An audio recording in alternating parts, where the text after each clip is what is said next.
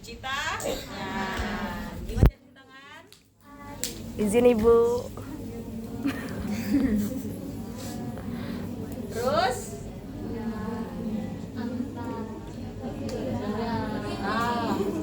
Nah, salah.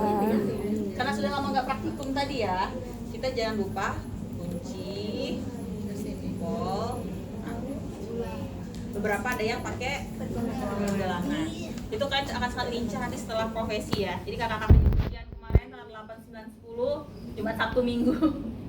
Itu pas bayangin kalian OSC dalam 13 menit di luar baca kasus 1 menit masuk, pengujinya diem aja nggak boleh ngasih instruksi apa-apa, langsung melakukan tindakan dari kasus itu nanti. Dan di tahun kalian itu akan jadi exit exam. Kalian tamat nurse kira-kira tahun berapa? Kalau Cara petik dan lakukan informasi lisan kepada klien atau keluarga. Ingat ini anak, pasti yang pertama kita seperti biasa selamat pagi, ada orang tuanya sapa orang tuanya ataupun adiknya walaupun dia kecil tetap di sapa. Mau dia kecilnya umurnya setahun berapa bayi pun kita harus jangan ke ibunya aja, adiknya tetap harus diajak karena anak bayi itu ngerti loh. Kita datang itu ibaratnya pendekatan tadi ya. Jadi selamat pagi ibu, adek, sapa adiknya ya. Nih perkenalkan saya Nurse Liza yang pagi ini akan berdinas di ruang bangsal anak dari jam 8 sampai jam 2 siang ibu. Kalau kita sudah kenal sebelumnya, ibu masih ingat dengan saya? Itu boleh juga. Tiap saat ngasih tahu nama terus ya, kecuali kalau sudah terjalin hubungan sebelumnya tinggal dikonfirmasi masih ingat atau tidak ya. Kemudian kita bisa konfirmasi tentang kebenaran pasiennya. Ibu maaf ibu boleh disebutkan nama anaknya siapa atau adiknya kalau sudah agak besar, karena anakku sampai usia 18 tahun ya. Kalian akan ketemu pasien 17 tahun itu masih kategori anak. Kalau adiknya sudah bisa, adiknya bisa disebutin namanya tergantung situasi dari anaknya. Oke, namanya siapa, tanggal lahirnya siapa, cek dengan di gelang pasien, di gelang identitas pasien. Cekin semuanya. Tanggal lahirnya juga bisa kita tanyakan.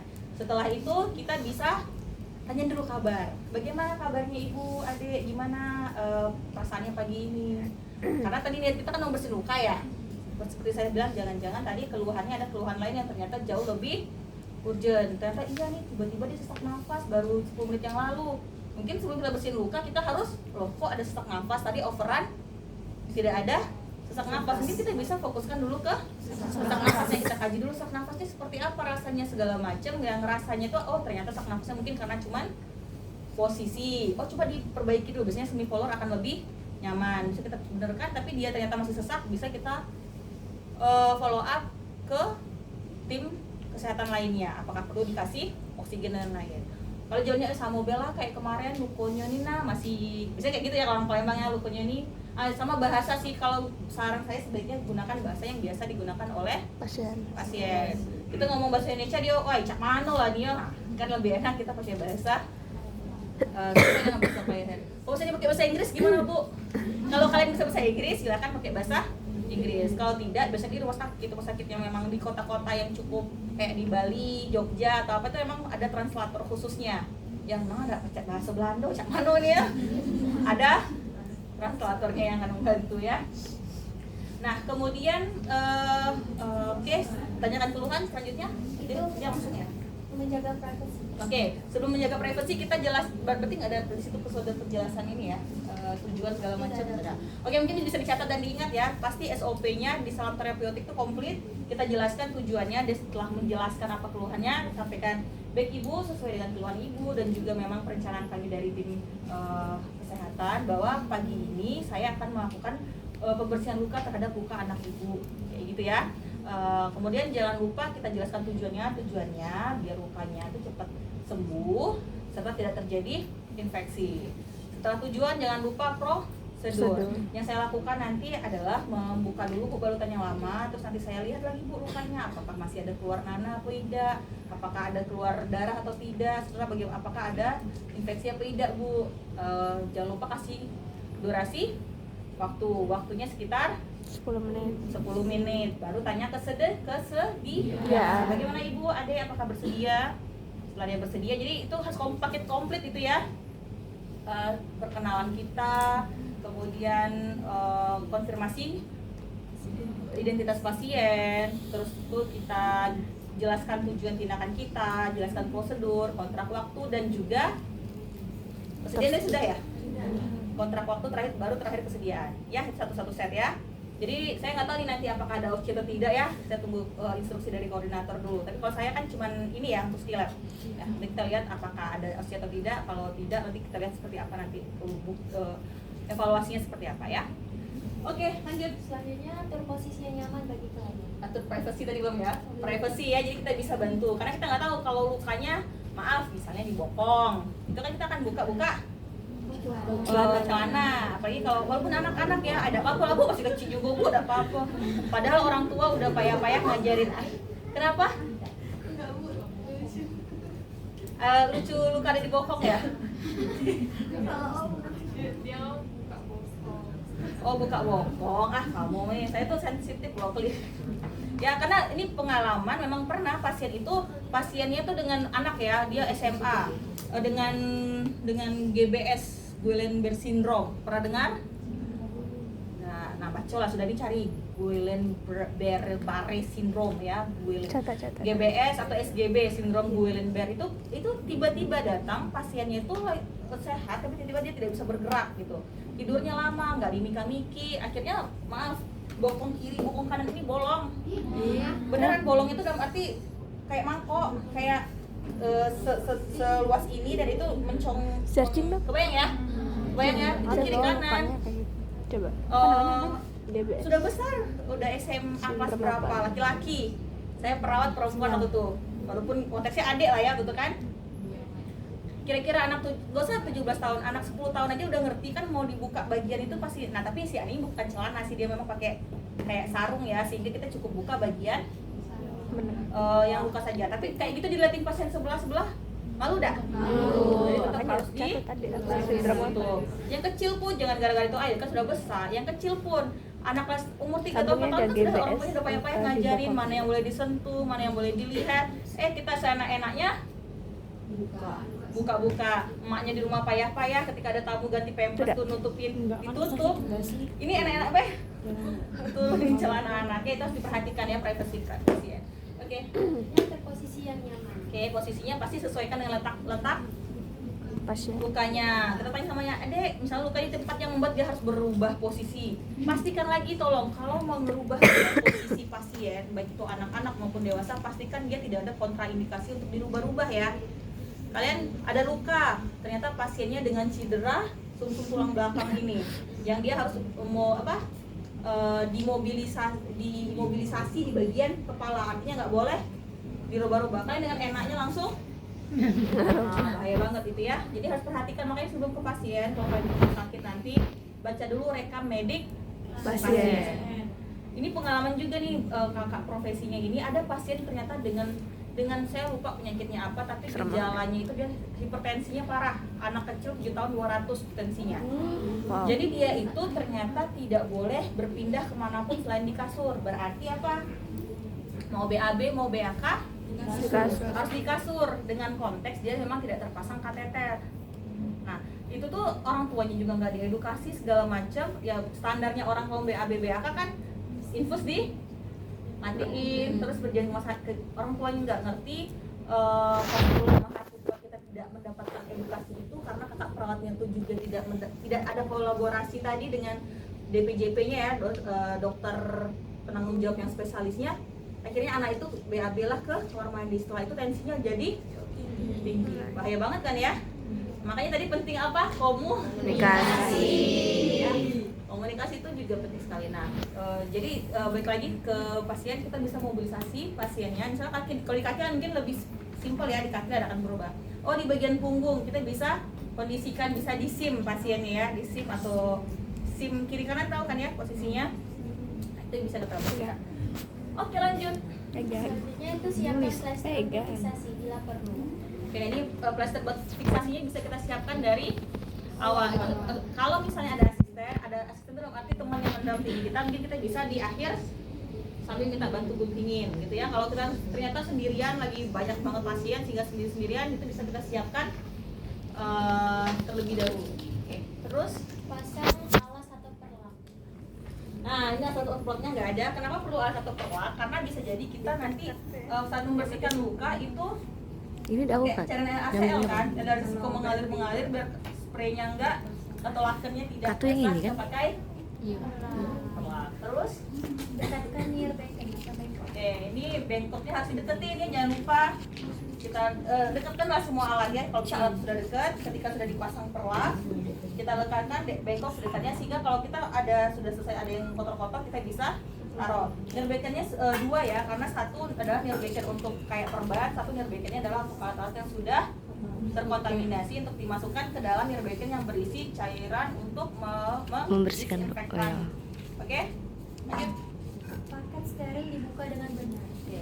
Kenapa paket steril yang kita buka dulu? Karena nanti sudah terlanjur pasang handscoon, kita udah ada kawan cara buka aja nih gitu. Jadi siapin dulu alatnya. Tadi kalau misalnya contoh ya, misalnya ini pun kalau mau dimasukkan itu harus dimasukkan secara hati-hati. Tapi biasanya kalau yang seperti itu ya bisa disiapkan berapa sih kira-kira, kan kemungkinan kita bisa seperti ini. Jadi itu cukup banyak biasanya, nggak kalau yang ini untuk rumahan lah ya, yang seperti ini ya. Apa hati-hati karena saat buka kadang-kadang ke senggol sini lah atau jatuh masukin. Nggak boleh kayak gitu ya. Kita harus berhati-hati tadi masukinnya tadi, atau tadi saya bilang bahwa kasa yang sudah disterilkan oleh pihak rumah sakit biasanya kan sudah dalam bentuk apa istilahnya set luka itu biasanya sudah satu set. Jadi dalam itu udah ada kasa, udah ada pinset itu sudah disterilkan sekaligus gitu. Yuk lanjut. Oke, selanjutnya itu kenakan sarung tangan sekali pakai. Oke, berarti kita kan mau ngebuka apa? Buka lukanya terlebih dahulu. Nanti kalau ini kita tidak boleh ada cincin, atribut segala macam ya. Jadi dosen kan. Nah, kemudian kita sudah cuci tangan ya. Kita bisa pakai handscoon yang sekali pakai. Ini karena untuk membuka luka kita bisa pakai handscoon bersih terlebih dahulu. Ngapa mendosen cepet dan pakai handscoon ya? Mana aku lama nih pakai Ini handscoon. adegan ini entah kenapa mahasiswa kalau ujian tuh cakna 10 jam ya. Emang. Gitu. Selanjutnya itu membuka balutan lama dengan basahi plester yang melekat dengan kapas alkohol dengan lidi kapas. Jadi bersihnya bisa pakai lidi kapas seperti ini. Tapi ini nanti lidi kapas seperti ini atau kita Kok bisa banyak pakai kapas ada ya alkohol ya. Oke, pakai alkohol. Tadi keluar. Swab. Lu tunggu mereka kembali dulu sih. Udahlah. Makanya itu kita penting nyiapin alatnya dulu ya. Ini enggak ada ya. Alkohol swab. Jadi alkohol swab itu ada tempatnya itu isinya tuh kapas-kapas yang sudah dibulet-bulet. Itu kering ya. Itu kita bisa tumpahin alkohol. Jadi bisa langsung ambil. Itu lebih enak ya. Atau pakai misalnya ini tadi alkohol swab tadi ya, kita tinggal ambil. Ada dua versi. Kalian bisa langsung, ini kan basah, bisa langsung membasahi dulu plesternya, kemudian buka dengan cara dari luar ke dalam. Tapi itu kan sulit ya pakai handscoon. Itu kita bisa pakai kalau pinset itu ada dua ya, ada pinset yang untuk yang nanti bersihin luka sama yang untuk ngebuka. Makanya pinsetnya ada dua, ada cirugisnya dua biar gampang menarik. Tapi ini kan set steril tadi, sedangkan handscoon bersih. Berarti ngambilnya harus ngambil ke set yang tadi untuk yang bersih. Jadi ada satu lagi. Atau ada korentang namanya. Pernah tahu kok korentang kan? Ada korentang, ada itu kalian bisa capek, ambil korentangnya, bisa ambil dulu. Bisa cirugisnya satu, itu sudah masukin lagi. Berarti aman kan? Yang si sterilnya nggak keganggu kan ya? Bisa kebayang? Bisa. Jadi misalnya tadi cirugisnya digabung semua di set steril pakai korentang, berarti korentangnya harus standby. Oke? Ambil karena tadi saya sudah buka-buka kan, ini berarti sudah tidak boleh langsung kena luka. Tidak boleh juga langsung kena set steril. Berarti opsinya adalah kita pakai korentang, kita ambil cirugisnya baru masukin lagi ke tempatnya ya. Saya sorry ya, ini saya jadi ini karena korentangnya tidak, cirugus pun cuma satu nih. Nah, berarti tadi sambil kita pakai ini, kita kita basah-basahin, kita bisa angkat hati-hati. Nah kalau pada anak-anak seperti biasa ya, kita bisa ajarkan adek, mereka ini takut loh.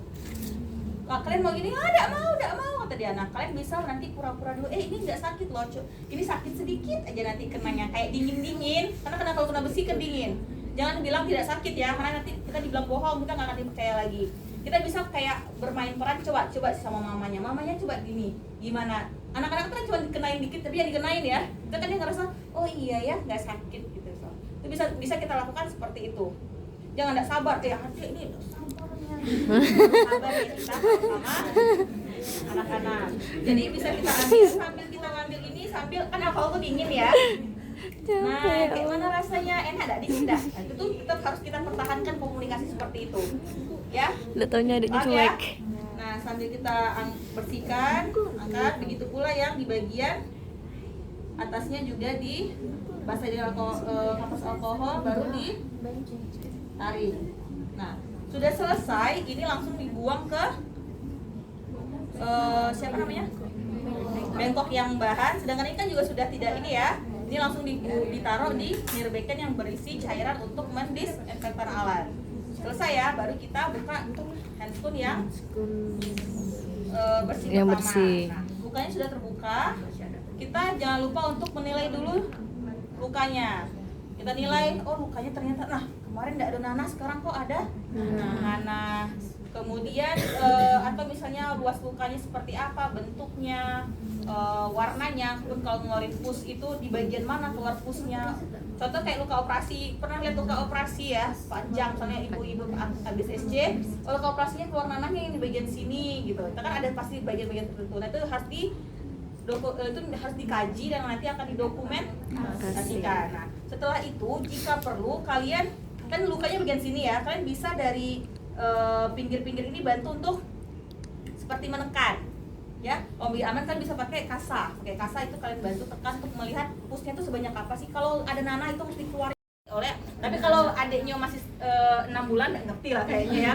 Makanya pentingnya kita sebagai perawat, apalagi perawat anak, harus tahu apa tahap tumbuh kembang setiap Anak. Oh anak usia sekarang mereka lagi fase-fasenya menghayal, fase-fasenya dia jadi superhero misalnya. Nah itu kita sesuaikan dengan seperti itu. Anak 17 tahun, iya kak ini jahat loh. Nggak kira-kira jadi tahu ini gitu kan. Jadi sesuaikanlah dengan usia anak. Oke, sudah selesai keluar, baru kita lanjut. Setelah membuka balutan lama dan mengkaji luka, selanjutnya membersihkan luka. Membersihkan luka, berarti kita pakai handphone steril. Kalau kalian rasanya perlu cuci tangan lagi silahkan ya. Kalau tidak ada di sini, kalau perlu cuci tangan lagi silahkan ya. Nah pastikan sebelum memakai handphone steril itu sudah ready semua. Di sini kalian bisa pakai kom berisi NaCl, ada kom juga siap-siap pakai betadine jika memang ternyata perlu pakai betadine. Ini juga yang kita ambil chirurgis yang baru ya. Jadi berarti di setnya sebaiknya chirurgisnya harus dua, kecuali ada satu set instrumen kecil yang berisi chirurgis untuk membuka balutan. Jadi ada berarti misalnya set membuka balutan ada, set membersihkan luka ada. Oh, woi, ini instrumennya pas-pasan. Mana Iqbal tadi? Pas-pasan ya? Saya mintanya 4 kan ya? Dikasihnya 3. Iya, Bu. Ya udah enggak apa-apa, cuma nanya. Nah, berarti kan kita nggak tahu kalian di puskesmas di pelosok. Chirurgis cuman 1.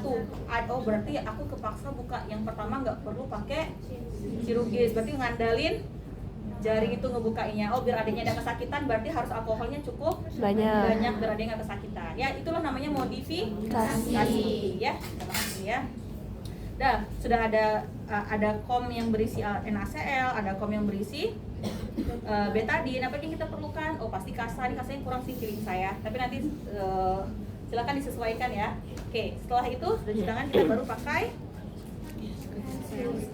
handscoon steril. Aduh, handphone sterilnya habis, kayak mana nih? Tetap bisa kita pakai handphone biasa, tapi tadi kita harus mengandalkan korentang tadi. Main korentangnya kita berarti, oke, ambil yang ini, ambil, taruh. Walaupun ini, tapi jangan gara-gara kayak korentang, ujungnya kalian pegang-pegang. Jangan ya, karena ujung ini harus steril. Bingung ya, ngayal-ngayal ini ya. Misalkan ada pakai korentang, ini kan steril, ini kan ini bersih ya. Jadi yang steril adalah bagian ini yang akan terkena luka. Jangan tadi, kayak mana ya? Makanya tangan jangan lasa. Tahu lasa? Tahu. Jadi berarti yang steril ini. Oke, berikutnya juga misalkan ini ambil lagi satu, ambil lagi satu. Bisa taruh baru pegang dua. Makanya tangan kita harus terlatih tadi. Oke? Yuk, kita pasang dulu ini. Nah, jilbab juga nih. Biasanya kalau anak profesi nggak boleh jilbabnya yang ngeleor-ngeleor kayak gini nih ya. Mau bersihin luka. Ini gini, nah kena nanah di sininya. Yang profesi itu kalau saya nggak mau ceritain yang jelek-jeleknya tentang profesi. Bukan jelek sih, dibilang lelah sih bukan lelah ya. Tapi ya begitulah kehidupan dunia profesi. Tapi yang senior, rombongan senior ini ya, mereka alhamdulillah kompeten 100% kita lagi. Rombongannya 2019 ya kebanyakan. Itu alhamdulillah 100%.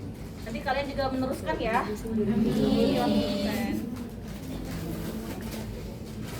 Oke, 6,5.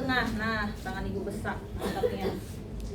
Kalau bisa sesuaikan dengan sesuaikan dengan ukuran tangan ya. Kalau tangannya agak gempal-gempal dikit berarti mudah-mudahan ini mau aja. Kalau pakai handphone steril itu kita sediakan tempat yang cukup lapang. Kita bukanya hati-hati. Ini mudah-mudahan cukup ya. Tangan ibu besar soalnya. Seperti biasa, bagian yang kelihatan nggak sih? Enggak. Ya, bagian yang ini kan terkena kulit ya, berarti boleh kita pegang. Oke, ini boleh kita pegang. Nah, masuk, masukin. Nggak muat. Lucu banget. Udahlah, ingat kalau sempit pun udah kacau beliau kayak gini nggak apa-apa ya. Nah, kemudian yang keluar ini boleh pegang bagian yang luarnya, yang ini kita pegang. Nah, itu kita bisa.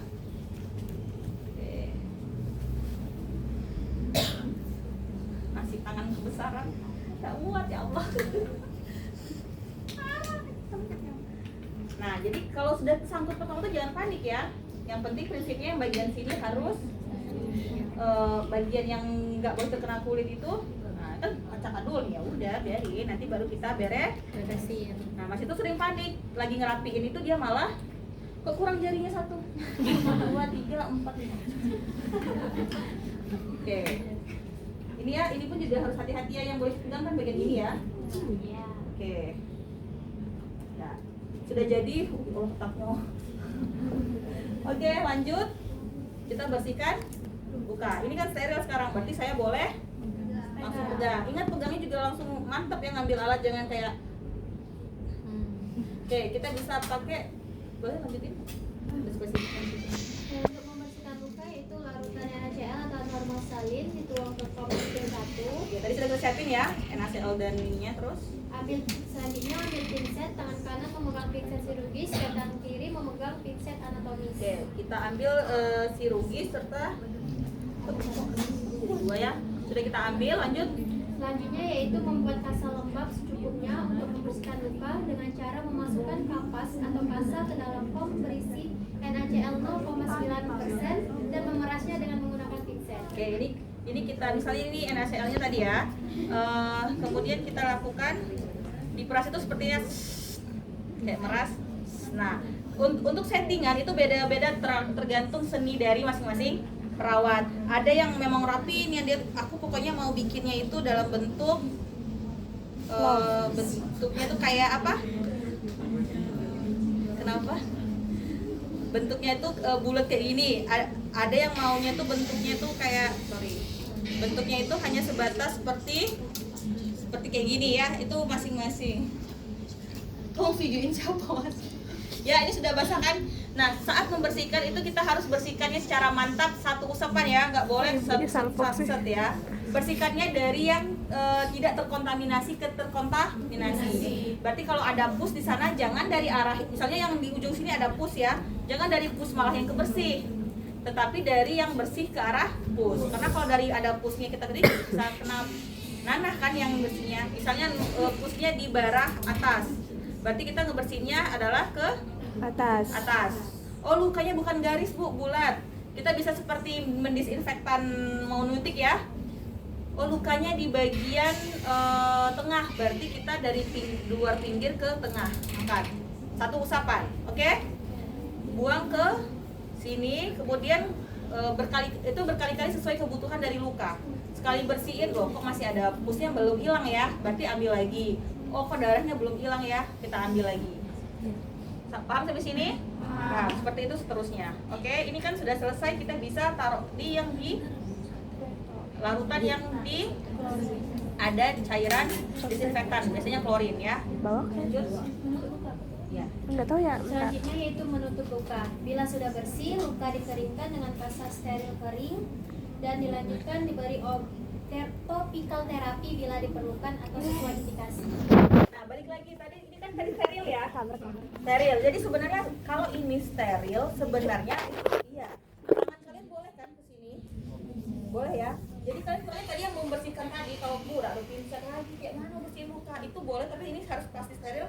Ambil langsung itu bisa. Ya, jadi kita bersihin itu pakai tangan itu bisa, tapi pastikan ininya harus steril ya.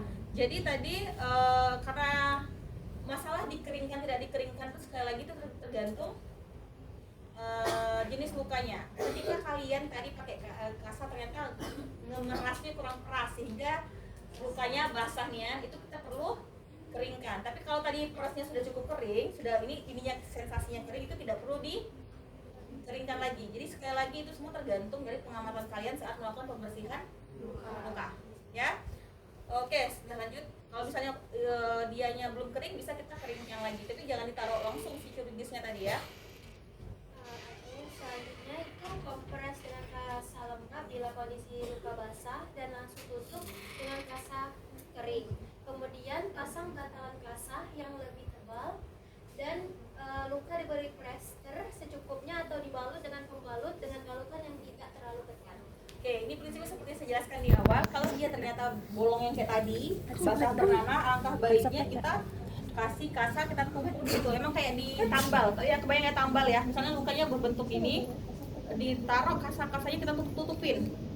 Bisa, saya pernah pasien kraniotomi, kebayang ya, pasien itu kepalanya dioperasi itu keranio tuh, jadi kepalanya tuh tulang tengkoraknya tuh nyaris hilang ujung atas. Jadi kepala itu bolong ya. Kita bisa ngeliat bahwa otak itu denyut-denyut. Nah itu pas waktu nutup lukanya itu kita bisa kasih kasa yang lembab tadi ditumpuk tadi, sama di bagian yang kalau dagingnya udah merah, sudah ada tumpuk, itu kita bisa kasih di situ ada dikasih topikal ya kalau nggak salah. Nah kita bisa kasih jenis antibiotik tertentu sesuai orderan ataupun ada sulfatul namanya. Jadi dia tuh kayak jaring-jaring itu membantu untuk menumbuhkan jaringan, itu bisa ditambahkan dulu.